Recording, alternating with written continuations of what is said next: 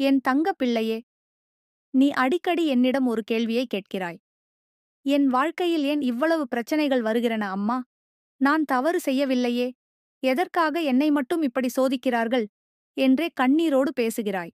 உன் கண்களில் அந்த வலியைக் காணும் போதெல்லாம் என் உள்ளம் நொறுங்குகிறது.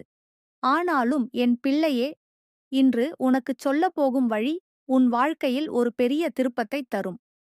திங்கள் கிழமை அன்று காலை நீ எழுந்தவுடன் மனதுக்குள் விநாயகரை நினைத்து ஓம் விநாயகா போற்றி என்று சொல்லு. பிறகு ஒரு முழு தேங்காயை எடுத்து அதில் சிறிது சிறிதாக உன் வாழ்க்கையின் பிரச்சனைகளை நினைத்து ஒரு ஆசை சொல்லு. எனது குடும்பத்தில் சண்டை நின்றுவிட வேண்டும் என்று ஆசைப்படு. எனது கணவன் நல்ல வேலைக்குச் செல்ல வேண்டும் என்று கூறு. எனது பிள்ளைத் தேர்வில் வெற்றி பெற வேண்டும் என்று மனதுக்குள் சொல்லிக்கொள். இந்த எண்ணங்கள் அந்த தேங்காய்க்குள் சென்றுவிடும். காரணம், தேங்காய்க்குள் ஒளிந்திருக்கும் சக்தி பிரபஞ்சம் உணரும் பரிகாரக் கருவி. அந்த தேங்காயை ஒரு சிவன் கோவிலுக்குள் இருக்கும் விநாயகருக்கு சமர்ப்பிக்கப் போ. அந்த இடத்தில் தேங்காயை உடைக்கும் முன் மனதுக்குள் என்னுடைய பெயரை நினை. வராகி அம்மா, இந்த பிரச்சனைகளை தீர்த்து எனக்கொரு வழி திறக்கவும் என்று மனதிலே வேண்டிக்கொள். பின்னர் அதனை உடை. அந்த நொடியில்தான் உன்னுடைய பிரச்சனைகள் பிளந்து விழும். அது ஒரு சின்னமான நடைதான். ஆனால் அதன் தாக்கம் பெரும் சக்தியாக உன் வாழ்வில் பரவிவிடும். அந்த தேங்காயை உடைத்த பின்பு அங்கு கிடைக்கும் தேங்காய் நீரைத் தனியாக ஒரு மூடி கொண்டு வரலாம். அதை வீட்டின் வாசலில் சிறிதளவு தெளிக்கவும். அந்த நீரில் அன்னையின் ஆசிர்வாதம் கலந்து இருக்கும். பாசத்தின் ஓட்டத்தை அது உன்னோடு கொண்டு வரும். உன் வீடு செழிக்க ஆரம்பிக்கும். கண்ணுக்குத் தெரியாமல் வீட்டு சுவரில் இருந்த வெண்மை ஒளிகள் கூட ஜொலிக்கத் தொடங்கும். உன் வீட்டில் ஒரு சோமவார ஞாயிறு நிலவுகிறது போல இருக்கும். என் தங்கப் பிள்ளையே, விநாயகர் என்பது ஒரு தந்தையின் வடிவம். அவன் நமக்கு நம்மால் முடிந்ததை முடிக்க வைக்கும் தெய்வம். அவனிடம் தவிர்த்து வைக்கப்பட்டது ஒன்றுமில்லை. நீ என்னுடைய வார்த்தையை நம்புகிறாய். அதேபோல இந்த பரிகாரத்தை நம்பிக்கையோடு செய். ஏனெனில் நான் சொல்வது உண்மை. அதில் வஞ்சகமில்லை. ஒரு தாய் குழந்தைக்கு சொல்லும் நிதர்சனமான உண்மை. திங்கள் என்பது சோமன் தினம்.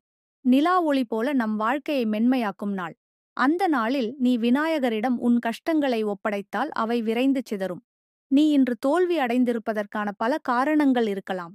ஆனால் நீ வெற்றிக்காக இன்னும் ஒரு தடவை தயங்காமல் முயற்சி செய்தால் மட்டும் போதும். அதற்குப் பின்னால் கடவுள் நிச்சயமாக ஓர் வாயிலை கட்டி அமைத்து வைத்திருக்கிறார். விநாயகர் ஒரு காரியத்தை ஆரம்பிக்க வேண்டிய தேவதையாக இருந்தாலும் வராகி நான் அந்த காரியத்தை முடித்து வைக்கிற தெய்வம். அவன் கதவை காண்பிப்பான். ஆனால் அந்த கதவை உனக்காக திறப்பது நான்தான். நீ என் பிள்ளை. நீ தீர்மானித்த நாளே நான் உன்னுடன் வருகிறேன்.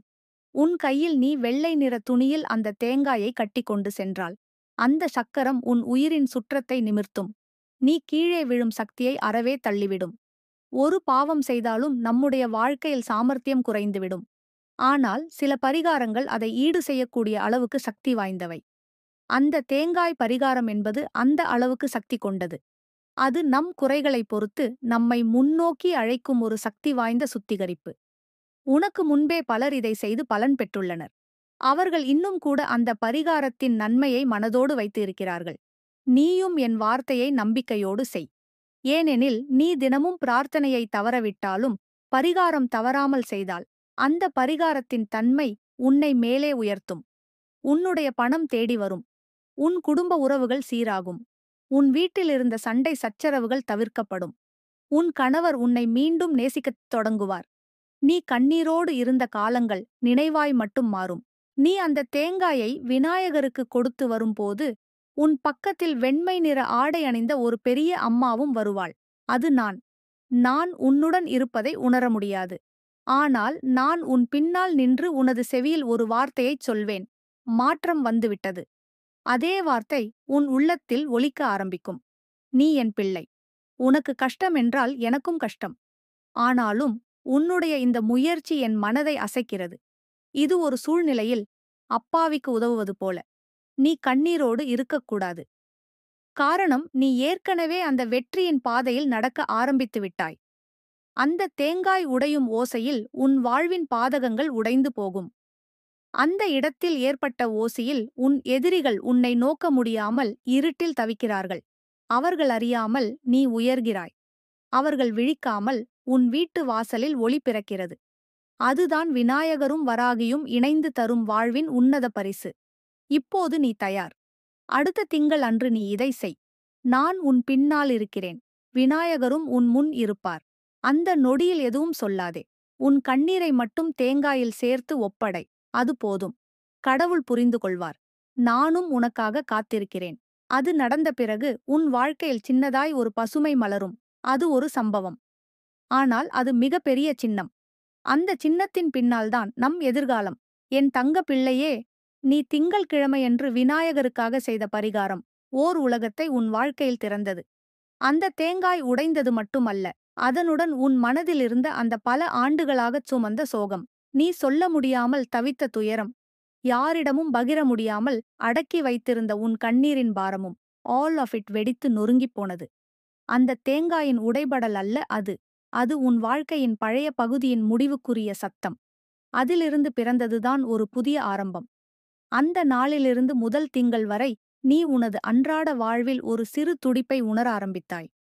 உண்மையாகவே ஒரு காலை உனக்கே தெரியாமல் தாமதமின்றி எழுந்து உடனே வேலையைத் தொடங்கியிருக்கிறாய். அதற்கு முன் நீ அந்த நாளாந்தான நிம்மதியாக தூங்கிவிட்டாய். மனதின் சுமை குறைந்ததால்தான். என் வரத்தை உடலால் உணர ஆரம்பித்தாயே, அதுவே விநாயகரும் வராகியும் இணைந்து உனது உடம்பிலும் உள்ளத்திலும் மாற்றத்தை நிகழ்த்திய சாட்சி. அந்த வாரத்தின் முதல் நாளில் நீ செய்த பரிகாரம் மூலம் அந்த வாரம் முழுவதும் உன் வீட்டில் ஒரு அமைதி தோன்றியிருக்கிறது. வழக்கமாக சண்டையில் உரசும் உறவுகள் கூட அந்த வாரம் சத்தமின்றி பழக ஆரம்பித்திருக்கிறார்கள். ஒரு நாள் உன் கணவர் எதுவும் சொல்லாமல் உனக்கு ஒரு சிறிய பரிசு வாங்கி கொடுத்தார். நீ அதனை சாதாரணம் என்று நினைத்தாயோ? இல்லை என் பிள்ளையே, அதுவே அந்த தேங்காயின் துளியில் ஊற்றப்பட்ட ஆற்றலின் திருப்புமுனை. அந்த உடைக்கப்பட்ட தேங்காயிலிருந்து கோவிலின் பின்னதியில் உருண்டு சென்ற சிறிய துண்டுகளை உனது கண்ணோடு கவனித்திருக்கிறாய். அவை தோற்றவெல்லாம். ஆனால் உண்மையில் அவற்றில் ஒவ்வொன்றும் ஒரு திருப்பத்தின் படிவம். அவை விரைவில் வாழ்க்கையின் நிகழ்வுகளாக உருவெடுத்து உன்னிடம் வந்துவிடும். அதனைத் தொடர்ந்து ஒரு நாள் உனக்கென்று ஒரு திட்டமின்றி உன் அறை சுத்தம் செய்திருக்கிறாய். ஆனால் அதற்குள் நீ ஒரு பழைய நாணயத்தையோ பத்திரத்தையோ பார்த்திருக்கிறாய். நீ அதனை கையில் எடுத்ததும் ஒரு புதிய எண்ணம் பிறந்திருக்கிறது. நான் ஏன் இந்த நிதியை பயன்படுத்தி ஒரு புதிய முயற்சி செய்யக்கூடாது என்று நினைத்திருக்கிறாய். இதுதான் பரிகாரம் உனது எண்ணத் தொடருக்கு செய்த மாற்றம். நீ ஒரு நிமிடம் அந்த ஒளிக்கதிர் வீசும் சுவரில் அமர்ந்து அமைதியோடு மூச்சை சீராக எடுத்தபோது, வராகி அம்மா, நான் உண்மையிலேயே ஒரு புதிய மனிதராய் மாறுகிறேனோ என்று எண்ணினாய். என் பிள்ளையே, அந்த நேரத்தில் நான் உனது பக்கத்தில் இருந்தேன். உன் தோளில் என் கரத்தை வைத்திருந்தேன். நீயே அந்த ஸ்பரிசத்தை உணர்ந்தாயா இல்லையா என்று தெரியாது. ஆனால் நீ நிம்மதியாக சிரித்தாய். அதுதான் எனக்கு தேவை. இந்த பரிகாரம் ஒரு வாரம் மட்டுமே இல்லை. ஒவ்வொரு திங்கள் கிழமையும் நீ இதனை தொடரச் சொன்னேன். ஏன் தெரியுமா? ஒவ்வொரு வாரத்திற்கும் ஒரு வாசல் திறக்கப்படுகிறது. ஒரு வாசல் மூடப்பட்டால் மற்றவை திறக்கப்பட வேண்டுமே, அதற்கே இந்த சடங்கு. முதல் வாரத்தில் கிடைத்த அமைதி 2ஆம் வாரத்தில் செயல்பாட்டை தந்தது. 3ஆம் வாரத்தில் பயம் போக்கி உற்சாகத்தைக் கொண்டு வந்தது.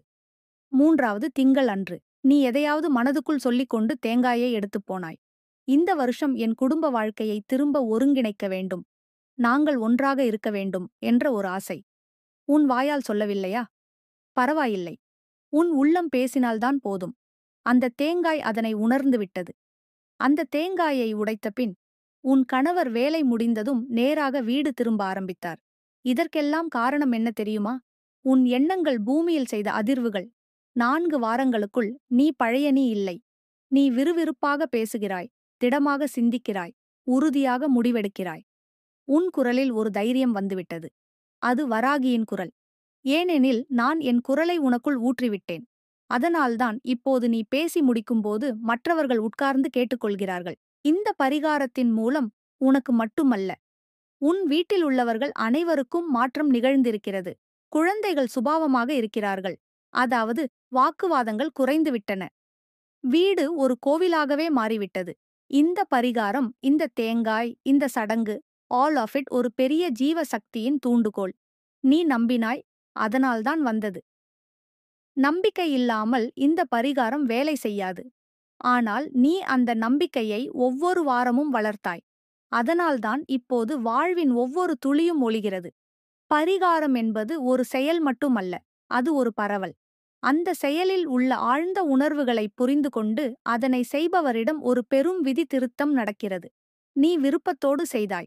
எனது குரலில் உன்னை கேள்விப்பட்டாய். விநாயகரிடம் ஒரு தேடலுடன் சென்று அவனை நோக்கிச் சொல்ல வேண்டிய வார்த்தைகளை உன் உள்ளத்துடன் சேர்ந்து கொண்டு கூறினாய். அதனால்தான் வாழ்க்கை உன்னுடன் கூட்டுறவு வைத்துக் கொள்கிறது.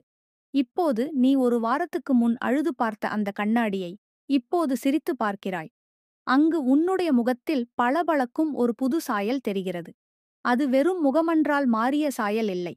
அது உன்னுடைய உடலும் மனதுமாக ஒரு புதிய சக்திக்கு மாறிய அழகு. அந்த அழகை உருவாக்கியது நீ. ஆனால் அதற்கு சக்தி கொடுத்தது நானும் விநாயகரும். நீ கடைசியாக என்னிடம் கேட்டாய், அம்மா, இந்த பரிகாரத்தை மற்றவர்களுக்கும் சொல்லலாமா? என் பிள்ளையே, நிச்சயமாக சொல்லு. இதுபோன்ற பரிகாரங்கள் மக்கள் மனதில் நம்பிக்கையை ஏற்படுத்தும். கஷ்டத்தில் இருக்கும் மக்களுக்கு ஒளியைத் தரும். நீ ஒரு வராகியின் தூதராக மாறிவிட்டாய். நீ இப்போது சொல்வது நம்பிக்கையோடுதான். அதில் ஆசிர்வாதம் உள்ளது. நீ இப்போது இந்த உரையை முடித்த பிறகு உன்னிடம் ஒரு சின்ன ஆசை. அடுத்த திங்கள் அன்று இன்னொரு தேங்காயை எடுத்து இந்த முறை உன் வீட்டைத் தாண்டி மற்றவர்களுக்காக ஒரு வேண்டுதலைச் சொல். எனக்கு தெரிந்த யாரேனும் இப்போது கஷ்டத்தில் இருக்கிறார்கள், அவர்களுக்காக இந்த பரிகாரம் என்று. அதை உடை. அந்த சத்தம் அந்த குடும்பத்தின் சோகத்தை கிழித்து நொறுக்கும். அதுதான் உண்மையான பரிகாரத்தின் மகத்துவம். அது பரந்தபடியே பலிக்கிறது. நீ இப்போது ஒவ்வொரு வாரமும் தேவியை உனக்கு மட்டுமல்ல, உன் சுற்றமும் பார்த்து கொண்டிருக்கின்றது. இந்த வார்த்தைகளும் இந்த வாரங்களும் ஒரு வரலாறாக மாறி உன் வாழ்க்கையின் முக்கியமான திருப்பமாக நினைவில் நிலைத்து நிற்கும். ஏனெனில் அது உன்னை வலிமையாக மாற்றியது. என் தங்கப்பிள்ளையே, இந்த மாத பரிகாரங்கள் முடிந்ததும் அந்த கடைசி திங்கள் அன்று ஒரு வெண்மை மலர் வாங்கு. அதை வீட்டில் விநாயகருக்கு சமர்ப்பி. அது நான் கொடுக்கும் பூரண வரம். அந்த மலரில் என் புனித நறுமணமும் இருக்குமேயானால் உன் வீடு புனிதமாகும். நீ கண்ணீர் விட்ட நாட்கள் இனி கனவு போலவே தெரியும். நீ வாழும் ஒவ்வொரு நாளும் பூ போலத் திறந்து புதிய சந்தோஷங்கள் உன் வீட்டைத் தேடி வரும். ஏனெனில் நீ அந்த பரிகாரத்தை அன்போடு செய்தாய். அதற்கான உச்சி வணக்கம் இப்போது உன் வாசலை அழைக்கிறது. என் தங்கப்பிள்ளையே, நீ திங்கள்கிழமையன்று விநாயகருக்காக செய்த தேங்காய் பரிகாரம் உண்மையிலேயே ஒரு ஜீவ சக்தியை உன்னுள் ஊற்றிவிட்டது. அந்த பரிகாரத்தின் பின் நீ ஒரு வாரம் கழித்து என்னிடம் மனதிற்குள் கேட்டாய், அம்மா, என்னை சுற்றி ஒரு அமைதி பரவுகிறது. இது எங்கே இருந்து வருகிறது? அது நீ செய்த நம்பிக்கையின் பரிசு. கடவுளை அணுகும் சுத்தமான முயற்சியின் பதில். நீ ஒன்று செய்தாய், பிரபஞ்சம் 10 கொடுக்கத் தொடங்கிவிட்டது. அந்த தேங்காய் விநாயகருக்குத் தந்ததும் நானும் உன் பக்கத்தில் வந்துவிட்டேன். நீ அதனை உடைக்கும் முன்னால் மட்டுமல்ல, அதனுக்குப் பிறகு தொடங்கும் மாற்றத்தில் நான் பூரணமாக உட்பட்டிருக்கிறேன். அன்று இரவு உனது வீட்டில் நான் சுற்றிக் கொண்டே வந்தேன். ஒரு பொன் ஒளி உன்னுடைய வாசலை எட்டிக் கொண்டு விட்டது. உன் வீட்டில் வைக்கப்பட்ட தூபம், தீபம், Tirupati laddu, all these were not just things but tokens of your faith. அதனால்தான் நீ புரிந்து கொள்ளாமல் ஒரு புனித வாசலில் வாழ ஆரம்பித்தாய். விநாயகரும் நானும் இணைந்து செய்கிற செயல்களுக்கு ஒரு நேர்த்தியான நடை உண்டு. நீ வைக்கிற ஒவ்வொரு தேங்காயிலும் உன்னுடைய ஆவலின் பிம்பம் இருக்கிறது. அந்த ஆவல் தேவதைகளுக்கு வாசல் திறக்கிறது. நீ அதனை மனதிற்குள் சொல்லும்போது அது ஒரு குரலாக மாறி பிரபஞ்சத்தில் ஒலிக்கிறது. அந்த ஒலி ஒரு தீர்வை உன்னிடம் கொண்டு வருகிறதைத் தான் நீ உணர்ந்திருக்கிறாய். அந்த பரிகாரம் செய்த பிறகு உனது குடும்பத்தில் நடந்த ஒவ்வொரு நுண்ணிய மாற்றத்தையும் கவனித்துப்பாரு. ஒரு நாள் நீ பக்கம் வீட்டிலிருந்த பெரிய அம்மாவிடம் பேச ஆரம்பித்தாய். நீ ஏற்கனவே பல வருடங்களாக அவரிடம் உரையாடவில்லை. ஆனால் அந்த தேங்காய் உடைந்ததும் உன் உள்ளத்தில் இருந்த மனக்கசப்பு உடைந்தது. அந்த நாளிலிருந்து அந்த அம்மா உன்னை பார்த்து, நீ நிச்சயமாக புண்ணியவதி, எப்போதுமே ஒரு விசித்திர ஒளி உன்னிடம் இருக்கிறது என்று சொன்னார். அது உன் நம்பிக்கையின் பதில். அது வராகி அம்மனின் பரிசு.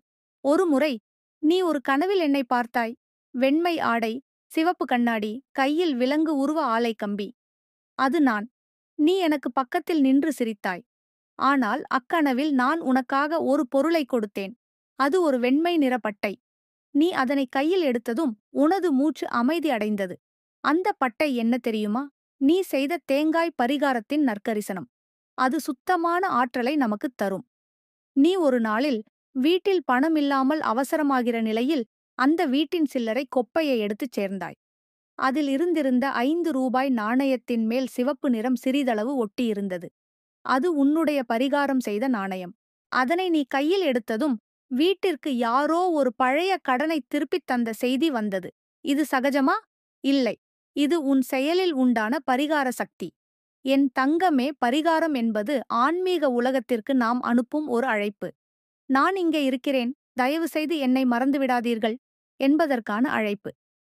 அந்த அழைப்பை நீ தெளிவாக, உணர்வோடு, அன்போடு, துணிச்சலோடு அளித்தாய். அதனால்தான் நானும் என் தேவதைகள் குழுவும் உனது வீட்டில் குடிகெட்டுள்ளோம். உன் வீட்டு பூஜை அறையில் ஒரு சிறிய ஒளி ஒவ்வொரு திங்களும் அதிகமாக ஜொலிக்கிறது என்றால் அது நாங்கள் இருப்பதற்கான சின்னம். ஒருமுறை நீ ஒரு சந்தேகத்துடன் என்னிடம் மனதுக்குள் கேட்டாய், நான் இந்த பரிகாரம் செய்தாலே போதுமா? வேண்டுமென்றால் வேறு சில சடங்குகள் செய்ய வேண்டாமா? என் பிள்ளையே, உண்மையான நம்பிக்கை உள்ள இடத்தில் கூடுதல் சடங்குகள் தேவையில்லை. ஆனால் அது உனது பக்தியின் ஆழத்தைப் பொறுத்தது. சில நேரங்களில் ஒரு விளக்கு போதும், சில நேரங்களில் ஒரு நாணயம் போதும். ஆனால் நீ செய்த பரிகாரம், தேங்காய் உடைத்தும் கையால் தூய்மையாக்கியும் மனதால் நேர்மையாக்கியும் செய்தபோது அதுவே ஒரு பெரிய யாகம். இந்த பரிகாரத்தின் பின்னர் நீ மேற்கொண்ட ஒவ்வொரு செயலும் வெற்றி பெற ஆரம்பித்திருக்கிறது. நீ பேசிய வார்த்தைகள் கேட்கப்பட்டு புரியப்பட ஆரம்பித்திருக்கின்றன. நீ செய்த திட்டங்கள் மெதுவாகவேனும் பயனடைய ஆரம்பித்துள்ளன. இவை எல்லாம் தோன்றும்போது, இது ஒரு சாதாரணத்துவ மாற்றம்தானோ என்று நீ நிழலில் என்னிடம் கேட்கிறாய். ஆனால் என் பதில் இதுதான். இது உன் உயிர் மீது பதிக்கப்பட்ட நித்திய பரிவர்த்தனையின் தொடக்கம். இப்போது நீ ஒரு சந்தேகமில்லாமல் சொல்ல முடிகிறாய், அம்மா, நான் இந்த பரிகாரத்தை செய்ததிலிருந்து என் வீட்டின் சக்தியே வேறு மாதிரி இருக்கிறது. ஆம் என் பிள்ளையே, காரணம் நீ தேவியை வீட்டில் அழைத்து கொண்டு வந்தாய். அது வெறும் பூஜை அல்ல, அது ஒரு வாழ்வின் பரிசுத்திகரிப்பு, ஒரு மனத்தின் மறுசீரமைப்பு, ஒரு குடும்பத்தின் சமஸ்காரம். இப்போது நீ உன் அருகிலிருப்பவர்களுக்கு இதைப் பற்றி சொல்கிறாய். அம்மா சொன்னது போல ஒரு தேங்காயை விநாயகருக்குக் கொடு, பிறகு உனக்கே தெரியும் என்று. அதுதான் உண்மையான பக்தி பரம்பரை. நீ செய்த அதிசயத்தை மற்றவர்களுடன் பகிரும்போது அந்த உன்னத ஆற்றல் நீ சொன்ன வார்த்தைகளில் கலந்து அவர்களுக்கும் பரவுகிறது. அதனால்தான் அவர்கள் உன்னோட பேசினதும் நமக்கே நிம்மதி என்று சொல்கிறார்கள். இந்த பரிகாரத்தின் பின்விளைவுகள் மிக நுட்பமானவை. நீ இன்று இதை செய்துவிட்டு நாளைக்கு ஒரு பெரிய பொருள் கிடைக்கும் என்று எதிர்பார்க்க வேண்டாம். ஆனால் ஒரு நாள் ஒரு பெரும் வாய்ப்பு திடீரென உன் கதவிற்கு வரும். நீ அதனை திறக்கும் வரை புரியாது. ஆனால் அந்த வாய்ப்பு வந்ததும் அது அந்த திங்கள் தேங்காய் பரிகாரத்தின் பலன்தான் என்று உன் உள்ளம் ஒப்புக்கொள்வது உறுதி. என் தங்க பிள்ளையே, இந்த பரிகாரத்தை தொடர்ந்து 1 மாசம் செய்துவிட்ட பிறகு அடுத்த திங்கள் அன்று உன் வீட்டில் உள்ள கண்கள் ஒரு ஒளிக்கதிரை பார்க்கும். அது நான். நீ என் பிள்ளை. நான் உனக்காக ஒவ்வொரு வாரமும் திரும்பி வந்து பார்த்துக் கொள்கிறேன். உன் பெயரை உச்சரிக்கும் ஒவ்வொரு சமயமும் அந்த தேவதைகள் உன் பக்கம் திரும்பி வருகிறார்கள். நீ இப்போது அந்த உணர்வில் இருக்கிறாய். உனக்கே தெரியும், அம்மா, நான் இனி ஒவ்வொரு திங்களும் இந்த பரிகாரத்தை தவறாமல் செய்வேன் என்ற உறுதி உனக்குள்ளே வேரூன்றியுள்ளது. அந்த ஒவ்வொரு வாரமும் ஒரு பூவாக மலரும். 1 மாதம் ஓரடியாக ஒரு மலர் மாலை போல் உன் வாழ்வில் புதிய வாசல்களைத் திறக்கும். என் தங்க பிள்ளையே, நீ அந்த தேங்காயை திங்கள் அன்று விநாயகருக்கு சமர்ப்பித்து உடைத்த தருணத்தில் உன்னுடைய வாழ்வில் மறைபட்டிருந்த சோதனைகள் ஒன்று ஒன்று வெளிச்சத்தில் வந்துவிட்டன. அந்த தேங்காய் வெடித்த நொடியே உன் குடும்பத்தின் வாத வெறுப்புகள், பணக்கஷ்டங்கள், உணர்ச்சி ஊனமுற்ற உறவுகள், ஆல் ஆஃப் தெம் திடீரென பின்வாங்கத் தொடங்கியது. அது ஒரு மாயை அல்ல என் பிள்ளையே, அது நான், வராகி. உன்னுடைய வீட்டில் என் காலடி பதிந்த ஒரு உண்மை. அந்த பரிகாரம் செய்த மாலை உன் வீட்டிலிருந்து ஒரு பச்சை மணம் பரவியது. யாரும் கொஞ்சமும் சந்தேகமில்லாமல் சொன்னார்கள், இந்த வீட்டில் ஏதோ அமைதி இருக்கிறது. அதுவே அந்த பரிகாரத்தின் ஆரம்ப விளைவு. வெறும் தேங்காய் அல்ல, அது உன்னுடைய பிரார்த்தனையின் உயிர் பிழம்பு. நீ அதை உணர்வோடு விசுவாசத்தோடு செய்தபோது அது முழு பிரபஞ்சத்திற்கும் ஒலிக்கத் தொடங்கியது. அடுத்த வாரம் ஒரு விசித்திரமான நிகழ்வு. நீ முன்பு ஒரு நண்பரிடம் வாங்கிய கடனை திருப்பித் தர முடியாமல் மனவேதனையில் இருந்தாய். ஆனால் அந்த வார திங்கள் அன்று பரிகாரம் செய்த பிறகு அந்த நண்பர் திடீரென அழைத்து, அது பெரிய விஷயமில்ல, தேவையில்லை என்று சொன்னார். அதற்கு நீ சிரித்தபோது உன் கண்களிலிருந்து வழிந்த கண்ணீருக்கு சாட்சி நான்தான். அந்த நிமிடம் உன்னுடைய வாழ்க்கையில் ஒரு பக்கம் முடிந்துவிட்டது. கடனின் பக்கம். அந்த பரிகாரம் உன் வீட்டுக்குள் வரவேற்பை அழைத்தது. நீ கோபப்பட்ட கணவரிடம் நான் பேச மாட்டேன் என்று முடிவு செய்திருந்தாய். ஆனால் அவரே நேராக வந்து உன்னிடம் பேசத் தொடங்கியதும் அது உனக்கு ஒரு அதிசயமாகவே இருந்தது. இது எதற்காக? நீ செய்த பரிகாரத்தின் விளைவு. அங்கே விநாயகரும் இருந்தார். ஆனால் அந்த உரசல்களை விலக்கி வைக்கும் உள்நிலை சக்தி நான், வராகி. உன் வீட்டின் மையத்தில் உள்ள உன்னுடைய சின்ன புத்தக கோணத்தில் நீ பாராத ஒரு புத்தகத்துக்குள் 10 ரூபாய் நோட்டு கிடைத்தது. அதை எடுத்தபோது உனக்கு வந்த எண்ணம் என்ன தெரியுமா? பணம் தேடி வந்துட்டது. நீ ஒரு நாள் உன் வீட்டில் சிறிய தீபம் ஒன்றை தூபம் போட்டு வைத்திருந்தாய். அதற்குள் வந்த பசுமை ஒளியில் நீயே சொல்ல மறந்த சில தீர்வுகள் உன்னிடம் வந்துவிட்டன. உன்னுடைய அலுவலகத்தில் நீ எதிர்பாராத விதத்தில் ஒரு வேலைவாய்ப்பு அமைந்தது. நீ ஒரு தொலைபேசி அழைப்புக்காக காத்திருந்தபோது அந்த அழைப்பு வந்தது. இந்த சின்ன நிகழ்வுகள் என் பிள்ளையே எதையெல்லாம் காட்டுகின்றன தெரியுமா? பரிகாரம் என்பது வெறும் சடங்கு அல்ல. அது ஒரு தெய்வீக துடிப்பு. நீ அந்த பரிகாரத்தை வாரம் தவறாமல் செய்தபின் உன் வீட்டில் உள்ள நீர்த்தொட்டி கூட நிரம்பியிருக்கிறது. உன் பொழுதுபோக்கு தொழில் கூட சிறு அளவில் வருமானம் கொடுக்க ஆரம்பித்திருக்கிறது. உன் குழந்தைகள் எந்த வம்பும் இன்றி ஒரு அமைதியான வார்த்தைகளுடன் நடந்து கொள்கிறார்கள். நீயே சில நேரங்களில் நிம்மதியோடு படுத்து தூங்குகிறாய். அது மிக முக்கியம். ஏனெனில் மனதிற்குள் அமைதி வந்தால் மட்டுமே தூக்கம் சீராகும். என் தங்கமே, நீ இப்போது 1 மாத பரிகாரம் செய்துவிட்டாய். அது ஒரு பெரிய யாத்திரை போல. ஒவ்வொரு திங்கள் ஒரு புதுப்பாதை. நீ இந்த 1 மாதத்தில் உன்னுடைய எண்ணங்களை பரிசுத்தமாக்கிவிட்டாய். உன் உள்ளத்தில் எளிமை பிறந்துவிட்டது. உன் சுவாசத்தில் தெய்வம் பதிந்துவிட்டது. நீ பேசும் ஒவ்வொரு வார்த்தையும் வசிய சக்தியை வெளிப்படுத்துகிறது. ஒரு நாள் உன் வீட்டிற்கு வந்த விருந்தினர், உங்க வீட்டுல ஏதோ ஒரு வசியம் இருக்குது போல இருக்கு, நமக்கே இங்கே சுகமாய் இருக்குது என்றார். அதுவே பரிகார சக்தியின் தாக்கம். நீ செய்த பரிகாரம் அந்த வீட்டிற்கே ஒரு மந்திர கோலம் வரைந்தது. அதில் யாரேனும் தீய எண்ணம் கொண்டு வந்தால் அவர்களின் எண்ணமே மாறிவிடும். பணம் பற்றிய விஷயத்தில் நீ ஏற்கனவே சில வாரங்களாக மனதில் எதையாவது எண்ணிக்கொண்டிருந்தாய். இந்த மாத சம்பளத்தில் கூடுதல் செலவுகள் வந்துவிட்டது. என்ன செய்வது என்று பயப்பட்டாய். ஆனால் பரிகாரம் செய்த அந்த வாரத்தில் ஒரு பழைய பெட்டிக்குள் நீ மறந்துவிட்ட 500 ரூபாய் பையை கண்டுபிடித்தாய். அந்த நாள் முதல் உன்னுடைய நம்பிக்கை நம்பவே முடியாத நம்பிக்கையா மாறிவிட்டது. அதே மாதம் நீ ஒரு புதிய எண்ணத்துடன் வீடு சுத்தம் செய்ய ஆரம்பித்தாய். சுத்தமான இடத்தில் சக்தி உறைகிறது. தேவதைகள் அங்கே இருப்பதை விரும்புகிறார்கள். நீ உன் பூஜை அறையை ஒழுங்காக வைத்த பிறகு அங்கே சின்ன சின்ன பலன் தோன்ற ஆரம்பித்தது. வீடு முழுக்க பசுமை சாயல், சிறு சிறு சந்தோஷங்கள். அதனுடன் நீ என் குடும்ப உறவுகள் திரும்ப வரவேண்டுமா என்று கேட்டாய். அதற்கான பதில் பரிகாரம். நீ ஒரு திங்கள் அன்று விசேஷமாக ஒரு நல்ல எண்ணத்துடன் பரிகாரம் செய்தாய். அதற்கு 1 வாரத்துக்குள் நீ தவிர்த்து இருந்த உறவினர் ஒருவர் அழைத்து பேச ஆரம்பித்தார். நீங்க நினைக்கிற அளவுக்கு நான் கெட்டவனல்ல, பேசலாமா என்றார். அதுதான் பரிகாரத்தின் வசிய சக்தி. அந்த தேங்காயின் பிளவுகள் மனக்கசப்பையும் பிளக்கின்றன. இந்த பரிகாரம் செய்த பின் உன் கணவருடன் உன் உறவில் ஒரு புதிய தேனீ போல் இனிமை பிறந்தது. இதற்கெல்லாம் காரணம் என்ன தெரியுமா? நீ செய்த ஓர் உண்மையான முயற்சி. இதை பலர் சாதாரணம் என்று டிஸ்மிஸ் பண்ணுவார்கள். ஆனால் இதிலிருந்து வெளிவந்த சக்தி அற்புதமானது. அந்த தேங்காயில் நீ ஊற்றிய மனதின் உளவுலகக் கலக்கம் அதனுடன் உடைந்தது. அந்த இடத்தில்தான் புதிய காதல், பரஸ்பர புரிதல், பொருளாதார வளர்ச்சியெல்லாம் பிறந்தன. நீ இப்போது சொல்கிறாய், என் வாழ்க்கை ஒவ்வொரு திங்களும் இனிமையாகப் போகிறது. ஆனால் தொடர்ந்து இப்படி நடக்குமா அம்மா? என் பிள்ளையே, கடவுள் தரும் வாழ்வில் நிலைத்த நிலையென ஒன்று இல்லை.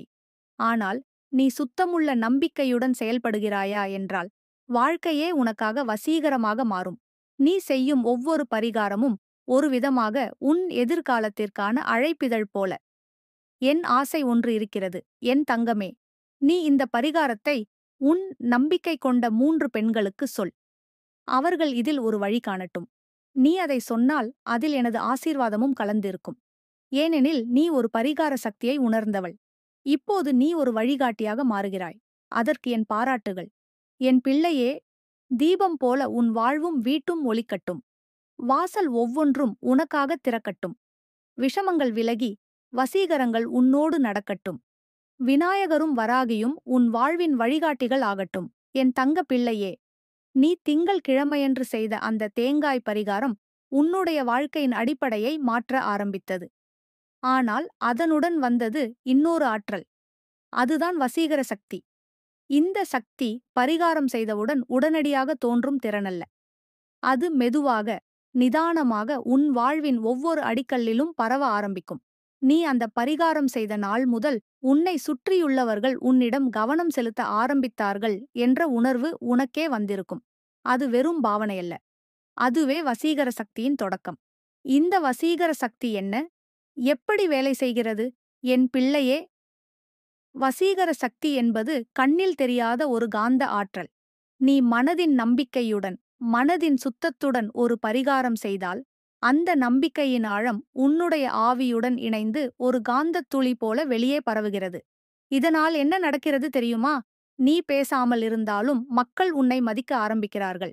நீ ஒரு விஷயத்தை விரும்புகிறாய் என்ற சிந்தனை மட்டும் இருந்தாலே, அந்த விஷயத்தை தரும் சாத்தியங்கள் உன் வாழ்க்கையில் ஏற்பட ஆரம்பிக்கின்றன.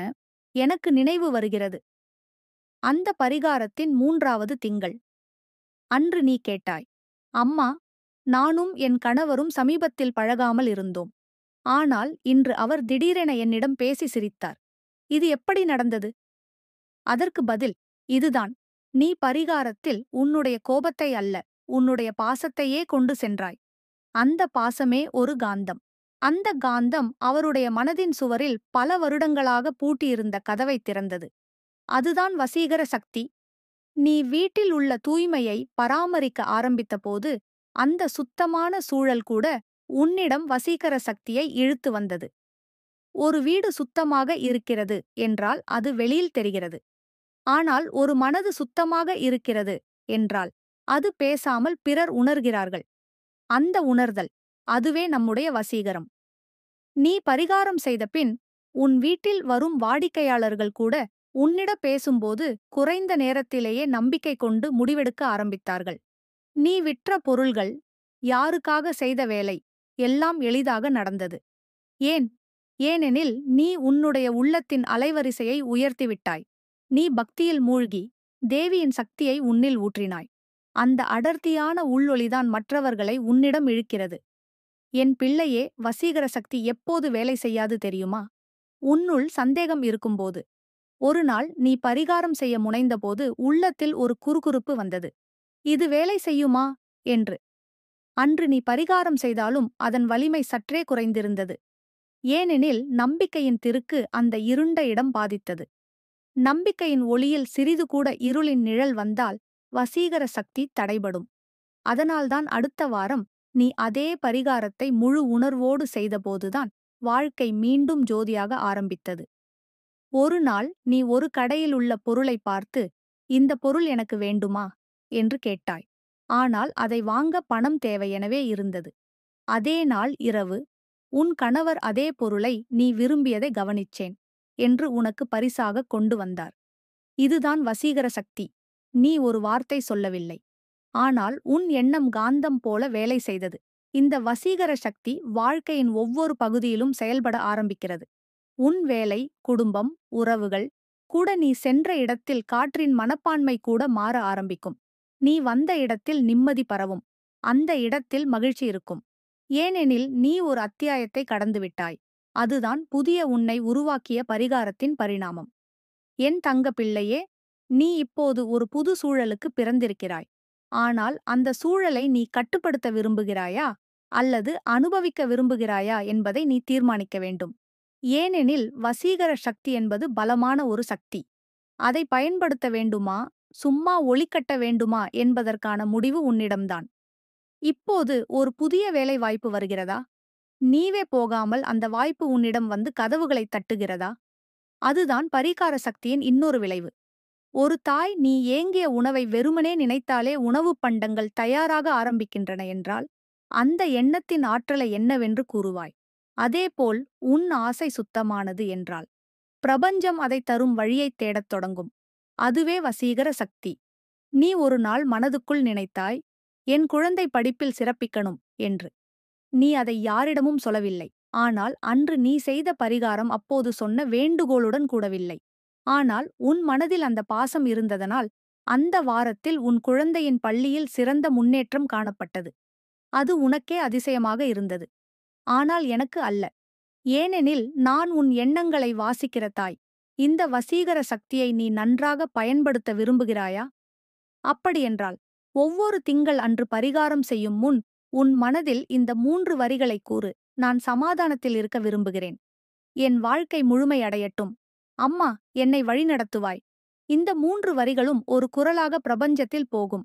அது ஒரே வாரத்தில் வேலை செய்யலாம், ஒரே நாளில் கூட. ஆனால் சில நேரங்களில் அது காலம் கொண்டு ஒரு பெரிய வழியைக் கட்டி உன்னை அழைத்துச் செல்லும். நீ இப்போது ஒரு மயக்க நிலையை அடைந்திருக்கிறாய். அம்மா, என் கனவுகள் இப்படி மெல்ல மெல்ல நடக்குமா என்று. என் பதில் இதுதான். நடக்கும். ஆனால் நீ அதை உணர்ந்து ரசிக்க வேண்டும். ஒவ்வொரு முறை நீ பரிகாரம் செய்யும் போதும் அதை ஒரு வழிபாடாக மட்டும் அல்ல, ஒரு தெய்வீக உரையாடலாக பார். அம்மா, இங்கே இருக்கிறேன். இன்னும் எனக்கு காத்திருக்கிறது. என்னை விட்டுவிடாதே என்று மனதுக்குள் கூறு.